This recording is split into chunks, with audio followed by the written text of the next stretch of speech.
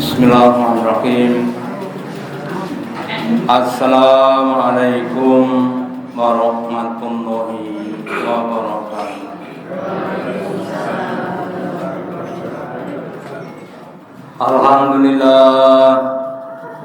Alhamdulillahilladzi at'amana bi nikmatil imani wal islam.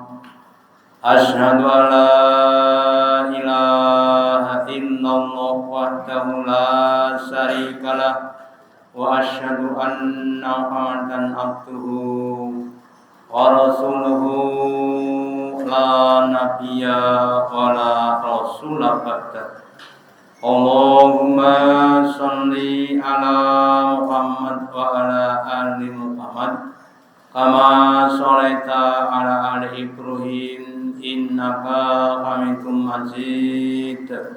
Wa barik ala Muhammad wa ala ali Muhammad kama barakta ala ali Ibrahim innaka Hamidum Majid. Qala Allahu ta'ala fi kitabihil karim. A'udzu billahi minasy syaithanir rajim. Ya ayyuhalladzina amanu ittaqullaha haqqa tuqatih wa la tamutunna illa wa antum muslimun. Bapak Ibu hadirin yang dirahmati Allah Ta'ala, yang pertama dan utama, marilah kita selalu meningkatkan kesyukuran kita, keimanan dan ketakwaan kita kepada Allah Ta'ala dengan mengucapkan alhamdulillah atas nikmat-nikmatnya, dengan menggunakan nikmat-nikmat Allah di tempat-tempat yang diperintahkan Allah. Semoga dengan kesyukuran kita Allah Ta'ala berkenan memberikan kepada kita kenikmatan-kenikmatan yang lebih banyak, yang lebih baik dan barokah di dunia sampai di akhirat. Amin. Bapak Ibu hadirin yang dirahmati Allah Ta'ala, banyak orang yang lupa dengan kontraknya dengan Allah. Kenapa? Karena ketika manusia itu lahir di dunia, begitu lahir langsung digoda oleh setan, sehingga kontrak yang sebelumnya dibuat dengan itu kemudian melupakan. Makanya kemudian dalam kesempatan malam hari saya akan mengingatkan kepada kita semua, termasuk saya, tentang kontrak kerja kita dengan Allah Ta'ala. Ketika kita umur 120 hari di kandungan ibu kita masing-masing, ya. Kemudian Allah membuat kontrak dengan kita, diawali dengan nada bertanya. Maka di dalam surat Al-A'raf, surat yang ke-7, ayat yang ke-172, Allah berfirman, wa id akhdaratuka min bani atau min dzurriyyahim. Dan ketika Allah membuat kontrak dengan anak-anak Adam, ketika anak Adam masih berada di punggung bapak ibunya, masih berada di kandungan ibunya. Kemudian Allah bertanya, wa asnadakum ala anfusihim. Dan anak-anak Adam itu sama menyaksikan, mengakui atas pribadi mereka. Kemudian Allah bertanya, wahai calon-calon manusia, alastu birabbikum, adakah tidak kamu menyaksikan bahwa aku ini adalah Tuhan, ya? Kemudian calon-calon manusia berkata, kalau mereka berkata, oh ya bala syahidna, sendika ya Allah, kami mengakui, kami meyakini bahwa engkau itu adalah Tuhanku. Engkau adalah yang menciptakan aku, yang akan memberikan rezeki kepadaku, dan kepadamu aku akan dikembalikan. Itu ketika masih ada di kandungan ibu kita. Kemudian antaklu yang kami innakuna an hada ghafilin, supaya besok ketika hari kiamat anak Adam itu tidak sela, tidak kemudian mengatakan oh saya lupa, Jadi Bapak Ibu memang kebanyakan setelah masuk di dalam kehidupan dunia dengan berbagai macam kehidupan dan kenikmatan dunia, maka orang kemudian lupa dengan Allah, kesengsem dengan nikmat-nikmat dunia. Makanya mari kita semuanya harus mengingat kembali kontrak kita kepada Allah, bahwa hidup kita ini memang diciptakan oleh Allah. Untuk apa? Untuk ibadah kepada Allah. Maka juga saya sampaikan bahwa tujuan Allah menciptakan manusia adalah untuk ibadah. Ibadah mengabdi kepada Allah. Maka di dalam surat Al-Dhariyat, surat yang ke-51, ayat yang ke-56, Allah berfirman, wahai manusia, wa ma khalaqtul jinna wal insa illa liya'buduni. Tidaklah aku menciptakan jin dan manusia kecuali untuk ibadah kepadaku, bukan untuk mencari uang sebanyak-banyaknya, bukan untuk melakukan hawa nafsunya, tapi untuk ibadah kepada Allah.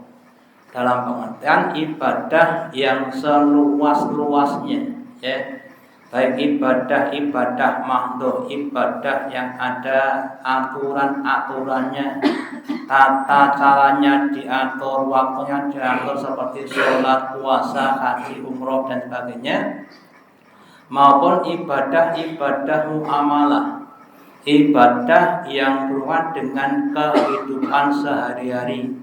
Kita makan, minum, tidur, ke belakang, berkeluarga, bertetangga, berdagang, bertani, semua dalam rangka ibadah kepada Allah. Makanya kemudian Bapak Ibu, mari kita semuanya niatkan setiap ucapan kita, perbuatan kita untuk ibadah kepada Allah Ta'ala.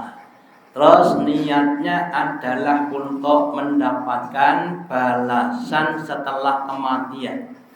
Dalam sebuah hadisnya Nabi membedakan antara orang pintar dengan orang bodoh. Nabi bersabda, wal qayyisu man dana nafsahu wa amila lima ba'dal mauti. Orang yang cerdas, orang yang pintar itu adalah orang yang dapat mengendalikan, menguasai hawa nafsunya. Bukan dikuasai hawa nafsu, tapi menguasai hawa nafsu. Nafsu makannya, nafsu amarahnya, nafsu itu dikendalikan. Makan silakan, tapi jangan berlebihan. Marah silakan, tapi pada tempatnya yang maslahat dan sebagainya. Wa amila lima ba'dal mauti, dan dia itu mengamalkan suatu amalan yang tujuannya untuk mendapatkan balasan di akhirat, balasan setelah kematian. Itu namanya orang-orang yang cerdas. Kenapa? Karena yang namanya dunia ini sudah ditetapkan untuk kita. Contoh saja, namanya kita bapak-bapak yang bekerja sebagai petani, mencangkul sawah, menggarap sawah, kemudian menanami dengan tanaman padi. Kemudian dia niatnya ikhlas dalam rangka untuk mencari rezeki, tapi dengan cara ikhlas. Maka seandainya panen itu bukan hasil kerja, tapi adalah apa? Rezeki. Lah, saya kerja kita kapan? Besok di akhirat akan mendapatkan pahala-pahala yang banyak dari Allah Ta'ala. Orang jualan juga begini Bapak Ibu, ya. Orang jualan kemudian laku keras, pahalanya apa? Labanya banyak. Laba itu bukan hasil kerja, bukan. Tapi Pak, itu adalah rezeki, ya. Sedangkan hasil kerja kita adalah pahala yang terus akan kita nikmati di akhirat. Namanya orang-orang yang cerdas. Sementara wal ajuzu man atba'an nafsu hawa, yang namanya orang yang lemah, orang yang bodoh itu adalah orang yang mengikutkan pribadinya pada hawa nafsunya, ya.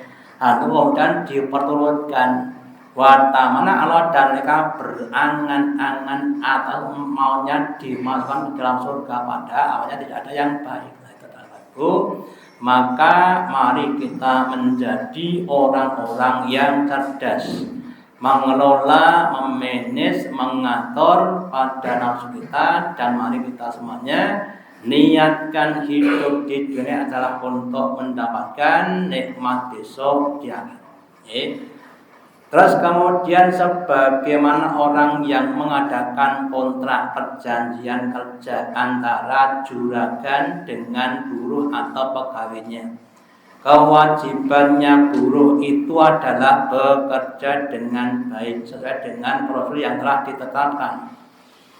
Sementara juragan itu kewajibannya apa? Ya, memberikan upah dan yang lainnya.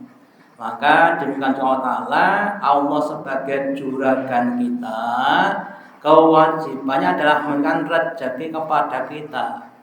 Sedangkan kita sebagai pekerja Allah itu kerjanya adalah untuk bekerja dengan sebaik-baiknya, ya. Maka dalam sebuah hadisnya Nabi bersabda bahwa Allah telah berfirman dalam hadis qudsinya, ya ibna Adam wahai anak Adam, wahai manusia, tafarraq li ibadati, tuntaskan, sempurnakan, maksimalkan ibadahmu kepada aku. Tugasmu ibadah kamu tunaikan dengan semaksimal mungkin. Jangan setengah-setengah, jangan sok dan soknya. Harus bersungguh-sungguh mujahadah. Kalau kamu memenuhi tugasmu, amlaku saudara hina, maka akan penuhi hatimu dengan kekayaan. Hatimu gak akan miskin, tapi merasa kaya dengan apa yang ada. Wasudtu fakorat, dan aku akan tutup pintu-pintu kefakiran kamu. Meskipun kamu cuma makan pakai nasi dan sambal bawang, tapi merasa cukup dengan itu, ya. Sementara Bapak Ibu, ada juga orang yang sudah makannya tuh 4 sehat 5 sempurna, kurang kerupuk, jik golek-golek kerupuk. Berarti kan tidak cukup meskipun sudah 5 sempurna, ya. Kemudian sebaliknya, wa'ilam taflan, dan jika kamu tidak berbuat itu, artinya kamu tidak menyempurnakan, malah tu saudara suhulan, maka aku akan penuhi hatimu dengan perbuatan-perbuatan yang suhulan, perbuatan yang sia-sia, payah, capek, tapi enggak berarti, enggak ada nilainya di hadapan Allah Ta'ala. Dari sebelum subuh sampai bar subuh sampai bar isya, adanya cuma kerja dan kerja. Sikil tinggu sirah, sirah tinggu sikil, awan tinggu bengi tinggu awan. Entok duitnya ramek kakak tapi tetap kurang. Itu kan apa? Hatinya tidak diberi kekayaan. Sehari hasilnya sudah 100 juta, ya kurang meneh. Diberi penyakit namanya rakus, ya. Semakin banyak semakin rakus dan sebagainya, karena tidak memenuhi tugas sebagai hamba Allah tadi. Utawa wala asuku pakroka dan aku tidak tutup pintu-pintu kemiskinan kamu, tetap menganga. Semakin banyak harta yang didapat, semakin merasa miskin dan lain sebagainya.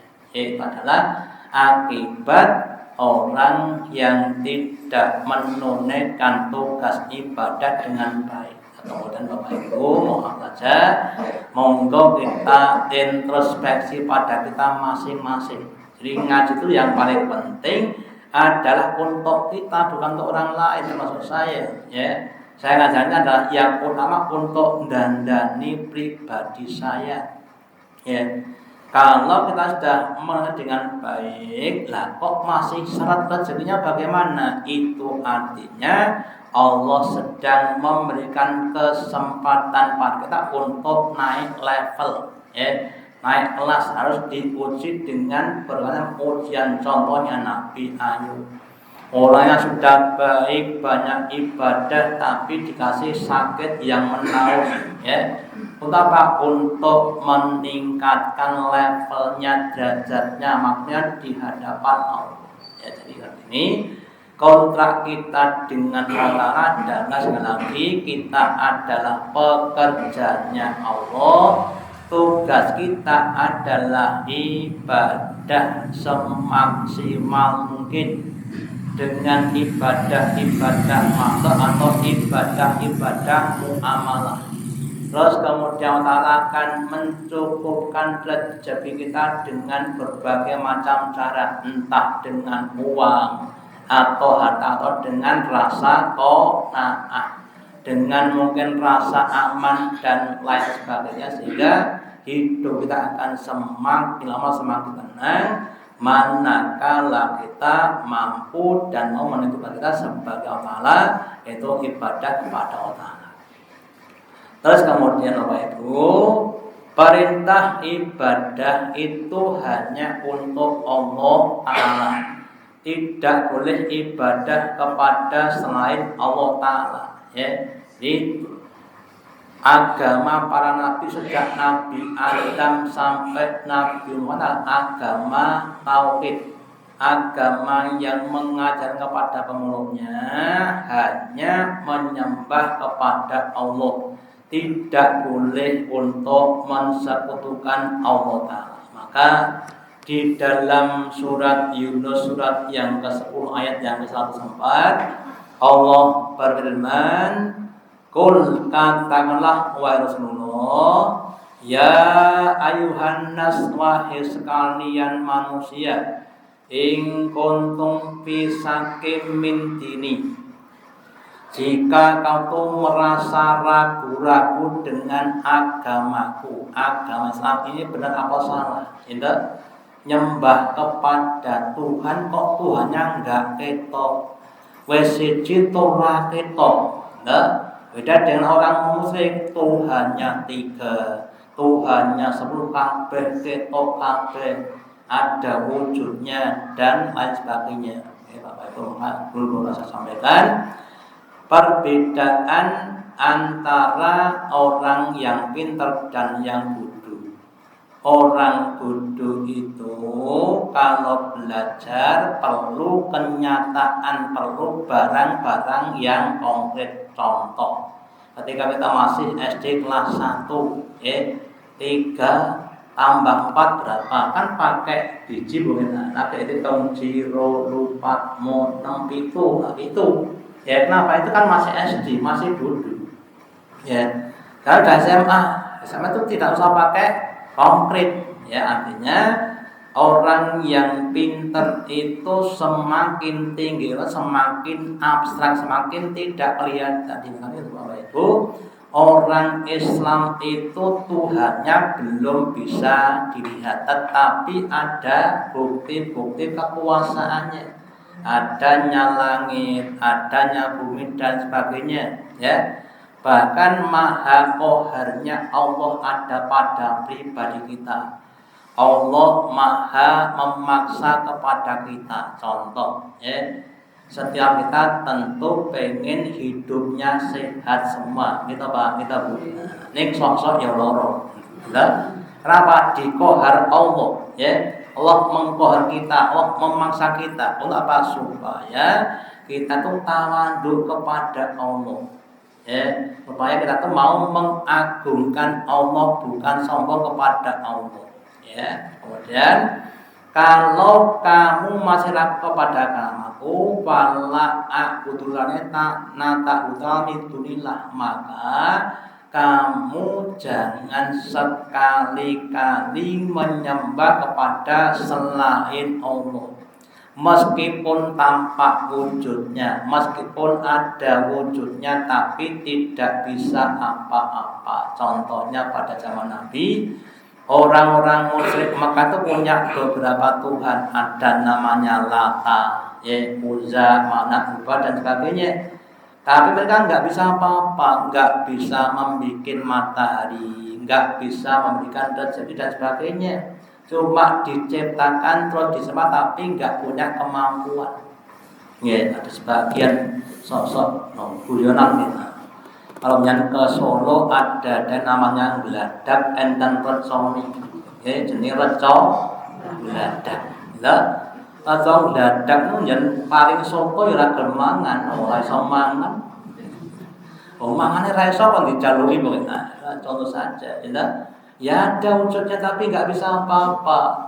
Ya, sedang Allah sementara memang belum bisa dilihat untuk menguji keimanan kita. Ya, insya Allah nanti kalau kita sudah masuk surga, kita kan bisa melihat dzatiyahnya Allah Ta'ala seperti kita melihat bulan ketika purnama, nggak ada mendung. Jadi artinya jelas sekali. Ya, tadi malam Bapak Ibu kalau penjenengan lihat ya, bulannya pas mentor-mentor, pas meleker-melekernya, pas indah-indahnya. Ya tadi malam. Ya, itu besok kita akan tentu seperti itu lebih indah lagi. Ya, kemudian ya walakin akutuloha akan tetapi meskipun iman kamu belum tebal, tetap kamu menyembahnya kepada Allah Ta'ala.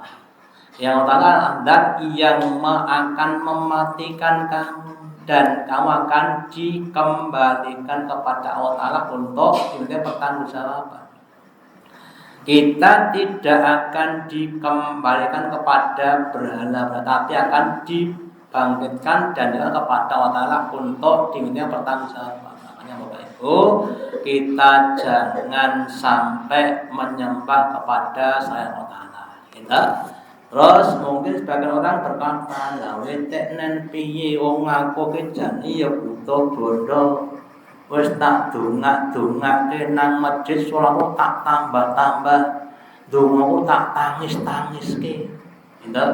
Tapi dong diparing-paringi. Ya wis aku tak ngriya wae. Ya. Kemudian ke punden-punden atau ke tempat-tempat tertentu ya, kemudian rumongsone akan mendapatkan apa yang lain ya.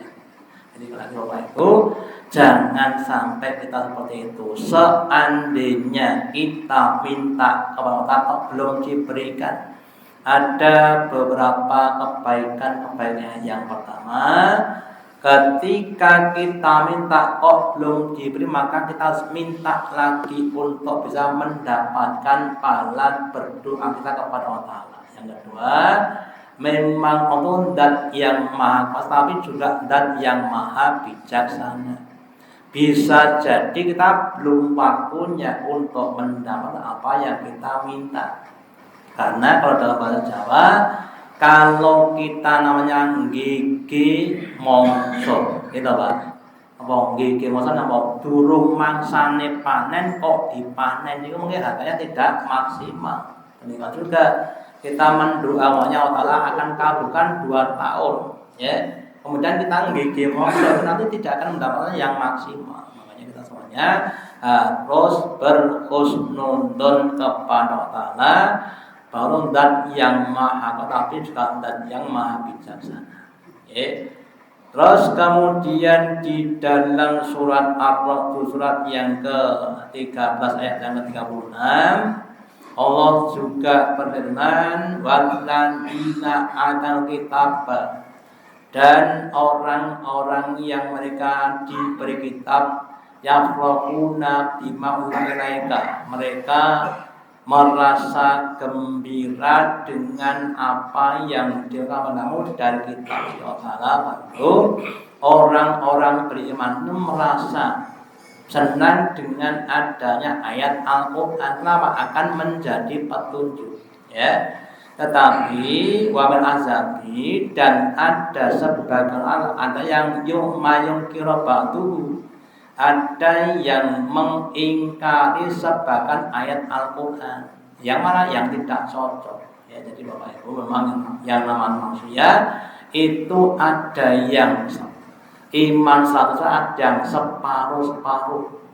Yang kayak kita semuanya, mana-mana ayat yang belum iman harus kita imani, meskipun kita akan dengan berkota, tapi harus kita jalani. Contoh saja, kita diperintah untuk puasa. Puasa itu tidak makan, tidak minum dari subuh sampai maghrib. Secara fisik biasanya sok-sok terus luwe, sok-sok yo ngelak barang, sok-sok yo lumrah barang, kan boten enak, ya. Tapi akan mendatangkan berbagai macam kebaikan-kebaikan.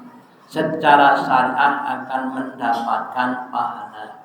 Orang puasa itu mau tidur, mau kerja, mau duduk, semuanya dihitung sebagai ibadah puasa. Doanya akan mustajab didengar Allah secara kesehatan. Puasa dapat mendetok, mengeluarkan racun yang ada dalam tubuh kita. Jadi Bapak Ibu, manakala ada ayat yang belum sesuai dengan apa yang kita inginkan, maka kita harus berusaha menundukkan nafsu kita kepada ayat Allah. Kemudian qul innama, katakanlah Rasulullah kepada manusia, sesungguhnya tiada lain umirtu an a'budallaha, aku banyak memerintahkan supaya kalian beribadah hanya kepada Allah, wala subhisaian, dan tidak mensunan dengan suatu apapun, ya, entah itu dengan berhala atau dengan nabi dan rasul, seperti orang-orang Nasrani yang menseru dengan Nabi Isa, atau orang-orang yang lainnya yang menseru dengan para malaikatnya. Jadi itu enggak boleh disekutukan dengan apapun, dengan malaikat, nabi, rasul, apalagi cuma sekelas berhala, enggak boleh. Allah dat yang maha tinggi, dat yang maha sempurna.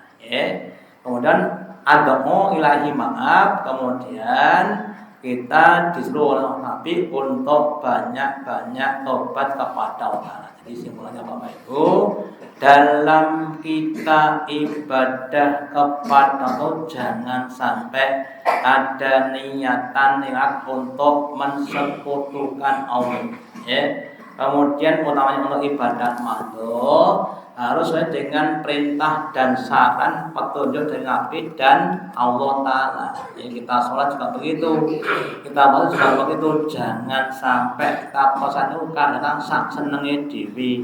Dan contohnya begini, puasa itu menurut Islam harusnya banyak mengakhirkan sahur dan mensegerakan berbuka, ya. Tapi kadang-kadang orang tentu aku bukan ini kok bengi wae jam 09.00 lah kok ben dawa, ya. Itu enggak boleh, ya.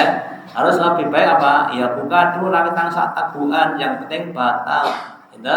Jangan kemudian kok merasa dawa, merasa paling banyak, enggak gitu. Makanya kita semuanya dalam ibadah makhluk harus dengan apa yang dicontohkan oleh Allah dan Rasulnya, ya.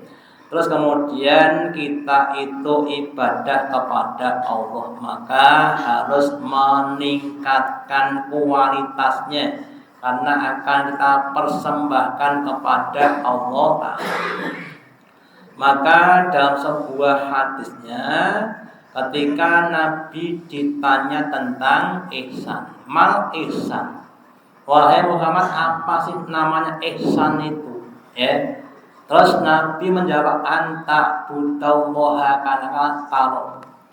Bahwa ihsan itu kalian beribadah kepada Allah seakan-akan kalian tuh melihat kepada Allah. Sehingga kalau kita merasa melihat, kita akan berusaha untuk membaguskan ibadah kepada Allah Ta'ala. Ketika kita sholat, kita melihat Allah, kita akan membaguskan sholat kita. Gak berani berpaling kepada yang lainnya. Ya, seorang ibu ketika mencuci, masak di rumah, merasa melihat Allah, kemudian masaknya di enak-enaknya boleh. Ngombanya di apik-apik karena diberikan kepada Allah Ta'ala. Seorang bapak juga begitu, ketika bekerja mencari makan untuk keluarganya, dirinya Allah akan kerjanya tenanan ben konan mendapatkan keberkahan. Ya.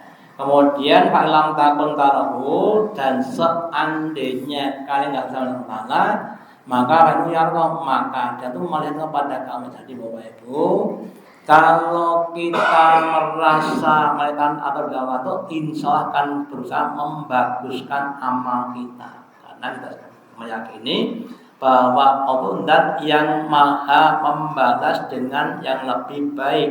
Ya, seandainya saja mamanya ya, kalau kita ibaratnya orang yang bekerja dengan tarif biaya per biji, seandainya orang yang menjahit pakaian, satu baju upahnya 10.000, ya, si A dapat 3, si B dapat 5, ya si C dapat 10, maka gajinya beda-beda. Si A 3 berarti 30, ya, si B 5 50, si C 10 100.000, ya.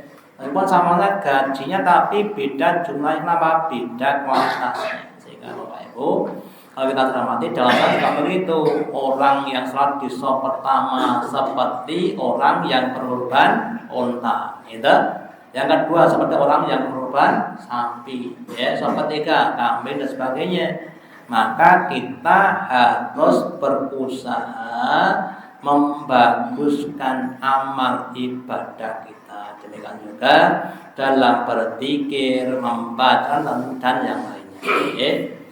Terus kemudian kita mengikhlaskan ibadah hanya untuk Allah. Dalam surat Az-Zumar surat yang ke-39 ayat yang ke-12 mengatakan, "Qul katakanlah wahai Rasulullah, ini umitu sesuatu memerintahkan aku a'budallaha, supaya kau ibadah kau dalam mukhlishon lahudi, ya, memukhliskan, memurnikan agama ini hanya untuk Allah Ta'ala.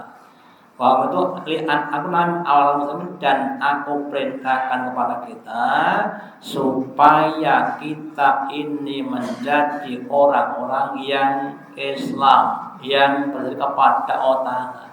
Jadi dari sini kalau kita ibadah adalah dimurnikan niatannya, hanya mencari ridho dan balasan daulat, tidak dari yang lainnya. Kenapa? Karena kalau kita tidak ikhlas, maka Allah tidak akan memberikan balasan. Ya. Tetapi kalau kita ikhlas, insya Allah Allah akan memberikan kita balasan yang sangat-sangat banyak, dunia sampai besok di akhirat. Ya, makanya monggo latihan untuk ikhlas. Iya Pak, tapi kadang-kadang susah, iya, ya. Nah, maka pentingnya kita memohon untuk diberi keikhlasan supaya kita dijadikan hamba-hamba yang ikhlas lillahi ta'ala. Ya, kemudian sedikit lagi, selain kita ikhlas, maka kemudian juga pentingnya ibadah sampai akhir hayat. Ya.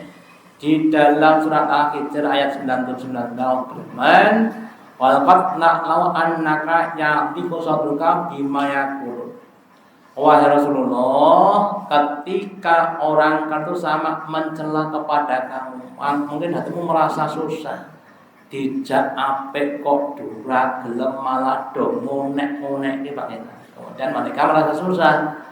Pasab pilihan kamu aku merasa sudah. Nah, sekarang kamu hendaklah tetap bertasbih kepada Allah Ta'ala dengan cara kamu memuji Allah Ta'ala.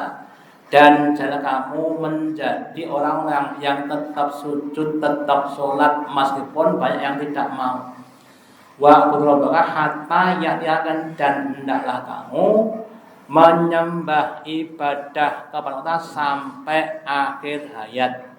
Ya, jadi kalau belum seto, hendak kita tetap ibadah kepada Allah. Jangan sampai nanti sejak kecil kita udah ibadah, akhir hayat malah kadang malah murtad ada juga. Ya, makanya kita semuanya harus berkesinambungan, kemudian kita ikhlas sampai akhir hayat.